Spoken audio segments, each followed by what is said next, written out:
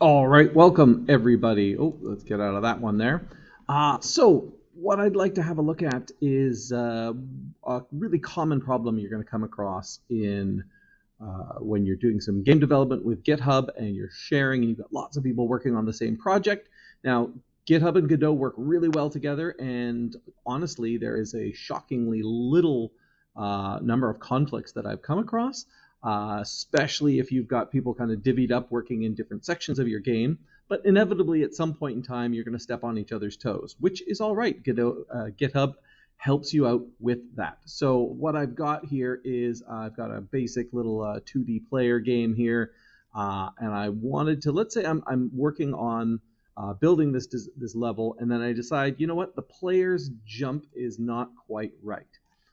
So I'm on machine A here. I've got one person. Currently, the jump speed is negative 650, and let's say or 750. Let's say I decide to change that down to say 650 on this computer here that I'm working on, and I'm going to save that scene, which is great.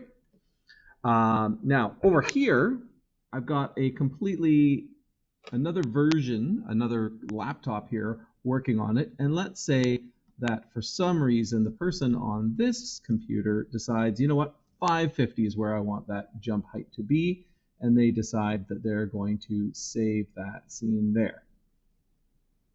You might not be able to read that, but trust me, I just went and did that.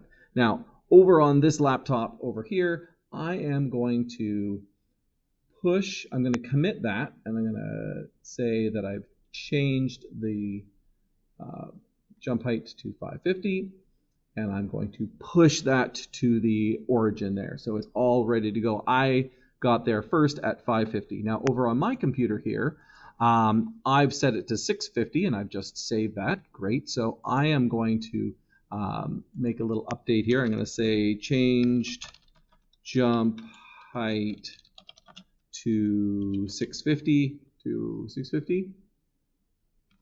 Yeah. And you can see as well here that, in fact, it gives me the little differential here. I've taken away the 750 and I've added the 650. So it's even showing me in GitHub what changes I made in Godot there. So I'm going to commit that to main, which is great. There's no problem there as well, right? I've made that change on my local computer. It's made a commit. It's kind of like a save point. If you remember, here's the alteration that I've made to the project. Another person on another computer has also done the same thing, except they changed it to 750. So we're in conflict now.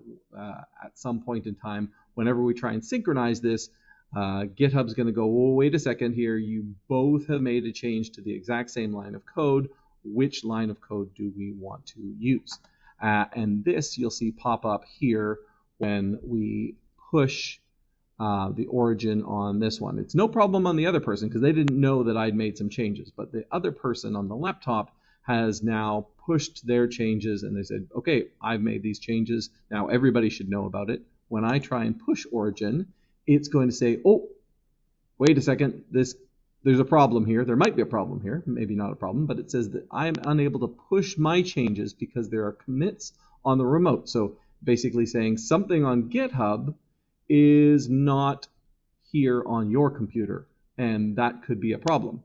We want to make sure we fetch these, grab all the commits, all those changes that we've done before we go ahead. So it's just saying, hold on, there could be a problem here.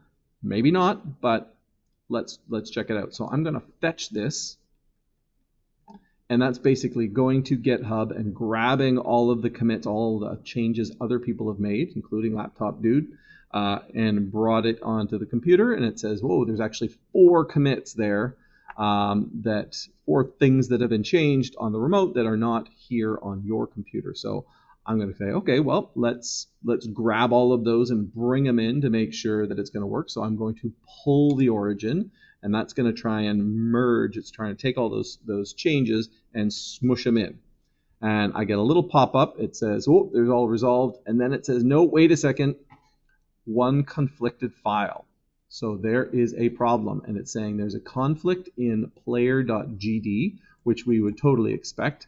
I can't see it's hidden behind the thing, but that's okay. So I can either continue merging, but it says, nope, nope, you've got to fix something here or I can get rid of this merge. So what I'm going to do is open this either in the editor or I can open with the default program. You can open with Notepad++.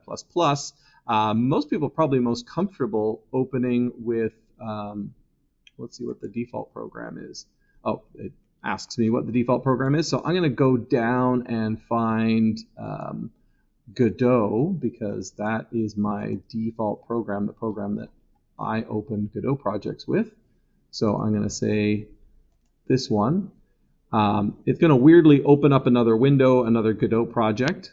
That's just because it doesn't actually know I have it open at the moment. And I'm going to open this video game test as the project that I've been working on. And it's going to dive right into where that conflict is. And it's going to highlight it for me. And now it's kind of the last person to the show's job to fix these things. Or if it's clearly a problem with something somebody else did, for instance, maybe I was the only person supposed to be making changes to the player, then I can send an issue or send a task to the person who made the change that wasn't supposed to make the change. And really, this is where a lot of good workflow happens if you kind of divide it up, made a nice division of labor. Ultimately, there's going to be some things, maybe the level, maybe a player, something like that is going to run into problems, and that's okay. This is how we fix them. So here's what GitHub has done to my Godot project. You can see here we've got some seriously highlighted text. We've got a little marker here called head. This is basically saying here's the start of the conflict.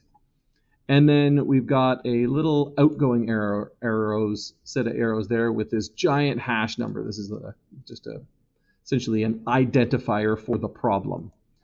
We don't need to worry particularly about the identifier. What we want to look at is that there is a line of code here followed by a bunch of equal signs followed by another line of code. And basically it's saying problem starts here, problem ends here, and here are here's what's in conflict. I have two lines of code. One of them says jump speed's supposed to be 650, one of them says jump speed's supposed to be 550.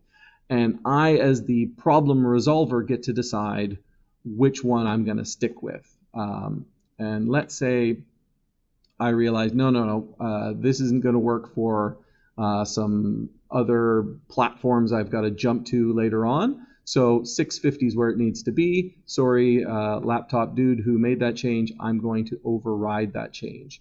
Or, if it's a time for a conversation, then I need to have that on GitHub. I need to put a little note or find the person's email or go over to them in class and say, hey, what's going on here? I was supposed to be handling the player, and there's a reason why I want it to be 650, so can I get rid of your change? Generally, they work around, and it'll be fine. So what I can do is then essentially delete the line of code, the offending -550, plus these little error indents here. So I'm just going to get rid of that, and I'm going to get rid of that head start and say, okay, this is what the player is going to be like. And if I then save my scene, I've now resolved the conflict, and I can go back to my GitHub desktop, and it now says, okay, you've fixed the problem, there's no more issues, and I'm going to continue the merge. And now I've basically merged the existing document with mine, but of course now we have a newly resolved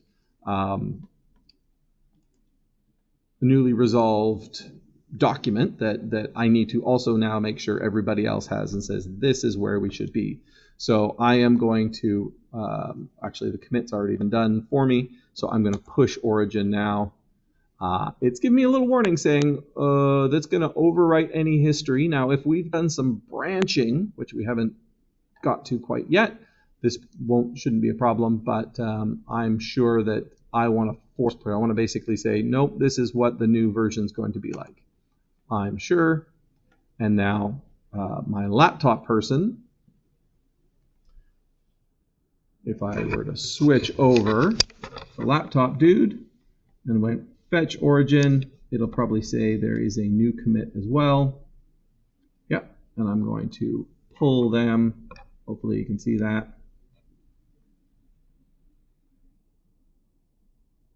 Shouldn't be any conflicts because I resolved them, and it says, yep, we're all good. There's no problems there.